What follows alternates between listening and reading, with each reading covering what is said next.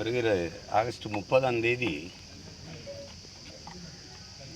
மரங்களோடு பேசுவோம், மரங்களுக்காக பேசுவோம்ட்டு மரங்களின் மாநாடு போடுறோம் நாங்கள்.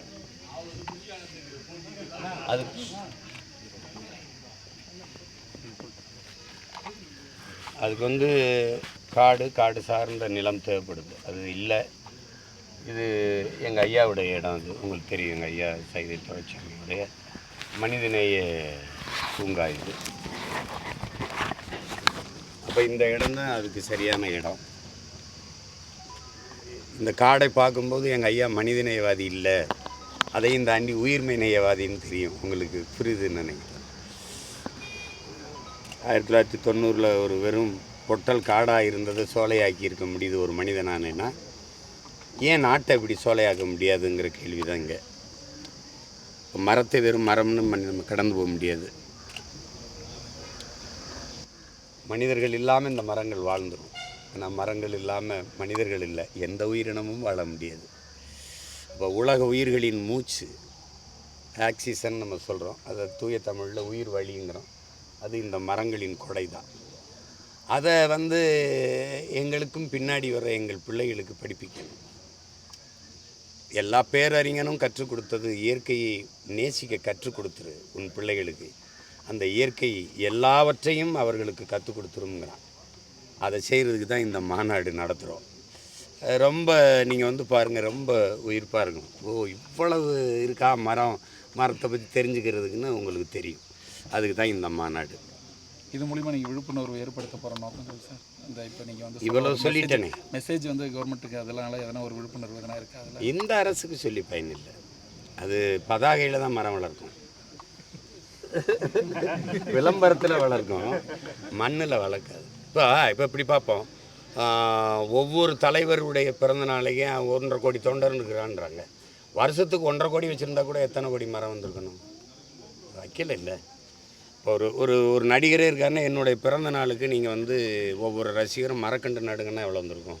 100 நாள் வேலை திட்டம், இப்போ 25 வருஷம் இருக்குதுன்னு வச்சுக்கிறோங்க. அந்த வேலை திட்டம் எத்தனை கோடி மரத்தை நட்டுக்கலாம்? ஒரு நாளைக்கு ஒரு மரக்கன்று நட்டால் கூட நோக்கம் இல்லை. க்ளீன் இந்தியா இருக்குது, க்ரீன் இந்தியா இருக்கா? புவி வெப்பமாகுதுன்னு வெக்கம் இல்லாமல் சொல்லி தெரியல. அது ஆகுதா? நீ ஆக்குனியா? பருவநிலை மாறிடுச்சு, பெரிய கண்டுபிடிப்பு. மாறிச்சா நீ மாற்றினியா? இதுதானே இங்கே கேள்வி. அப்போ அதை சொல்லிக் கொடுக்கணும் என் பிள்ளைகள்கிட்ட. அயோக்கிய பிள்ளைங்க இவங்க தான். இவங்ககிட்டேருந்து பூமியை பத்திரமா வச்சுக்கணும்னா, நீ வணங்குறதுக்கு லட்சம் சாமி இருக்குடா, வாழ்கிறதுக்கு ஒரு பூமி தான் இருக்குது. எல்லா இவரிங்கன்னு கண்டுபிடிச்சிட்டா அறிவியல் விஞ்ஞானி. உலகத்தில் இந்த பூமி பந்தில் எந்த உலகம் புற சுற்றுற எந்த கோள்லையும் உயிரினம் வாழ முடியாது பூமியை தவிர. இதை விட்டால் வேறு புகலிடம் இல்லை, போக்கிடமும் இல்லை. நீ சும்மா சந்திர மண்டலத்துக்கு போகிறேன் ஏன்னா காற்று இருக்கா, தண்ணி இருக்கான்னு பார்க்குறேன். இங்கே போய் இங்கே இருக்கிற காற்றையும் தண்ணியும் காப்பாற்றும். முதல்ல அங்கே இருக்கா இல்லையான்னு பார்க்குறது, அது அப்புறம்னு நம்ம அவங்களுக்கு சொல்லணும். அதுக்கு தான் இந்த இப்போ சாலைகள்லாம் போடப்படுற இடங்கள்லாம் மரங்கள் வெட்டுறாங்க. ஹைகோர்ட் ஆர்டரும் இருக்குது. ஆனால் இந்த ஹைகோர்ட் ஆர்டர் இருந்த ஒரு விஷயங்களும் இருந்தாலும் இவங்க ஹைகோர்ட் ஆர்டர் மீறியும் மரங்கள் இது பண்ண ஆரம்பிச்சிட்டாங்க.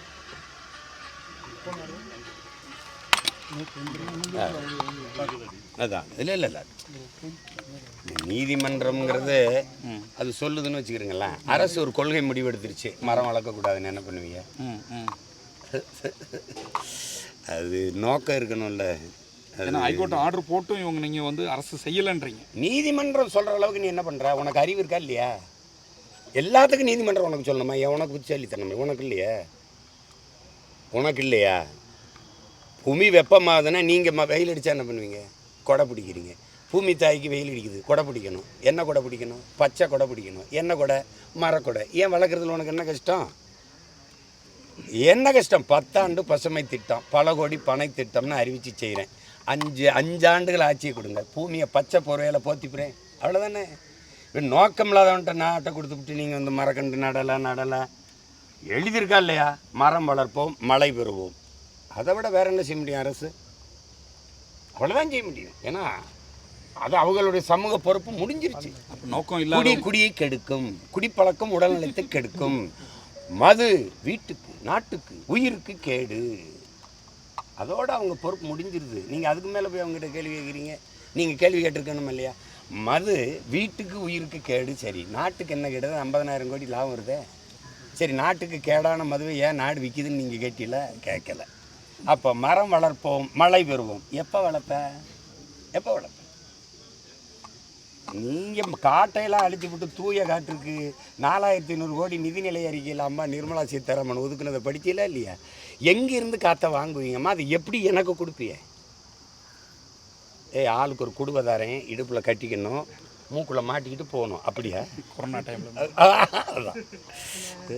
காஞ்சிபுரத்தில் ஆர்டிஓ ஆஃபீஸ்க்கு ஒரு கார்டு அளிக்கிறாங்க.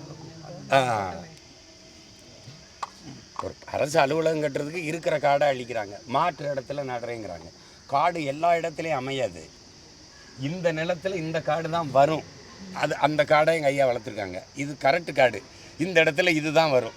அப்போ மண்ணின் தரம் வளத்துக்கு ஏற்ப தான் நீங்கள் பண்ண முடியும். வாழ்விடத்தை பொறுத்து தான் மக்களுடைய உணவு, உடை, பழக்க வழக்கம் அமையும். அப்படி இந்த நிலத்தின் வளத்தை பொறுத்து தான் இந்த மரங்கள் வளரும். அப்போ அந்த காடை அழிச்சிட்டு வேறு இடத்துல போய் நடுனா, நீ வேறு இடத்துல போய் கட்ட, காட்டை அழிச்சு தான் நடுவியா? அதுதான் ஆபத்து. அதுக்கு தான் ஒவ்வொன்றுக்கும் போராட முடியல, நேரம் இல்லை. அதனால் ஒரே போராட்டம், மொத்தமாக இவங்களை அனுப்பிட்டோம்னா சரியாயிரும்னு நினைக்கிறோம். 5 வருஷத்தை கொடுங்கன்னு கேட்குறீங்க. 5 வருஷத்தை கொடுங்க, 5 வருஷத்தை கொடுங்க. அதுக்குள்ளே உங்களுக்கு தெரிஞ்சிடும், அடடா எவ்வளோ பெரிய தவறு பண்ணியிருக்கோம்னு. முதவே கொடுத்துருந்தா அந்த நாட்டை சொர்க்கமாக மாற்றிருப்பாங்களேன்னு உங்களுக்கு தெரியும். ஓட்டத்தை வேட்டையாடுறோம் தான் ரோடி சோப்பிடுவான். நாட்டை காக்கணும்னாக்க மரத்தை தேடி தான் வருவான். வந்திருக்க மத்தியில் பார்க்குற மாதிரி ஒரு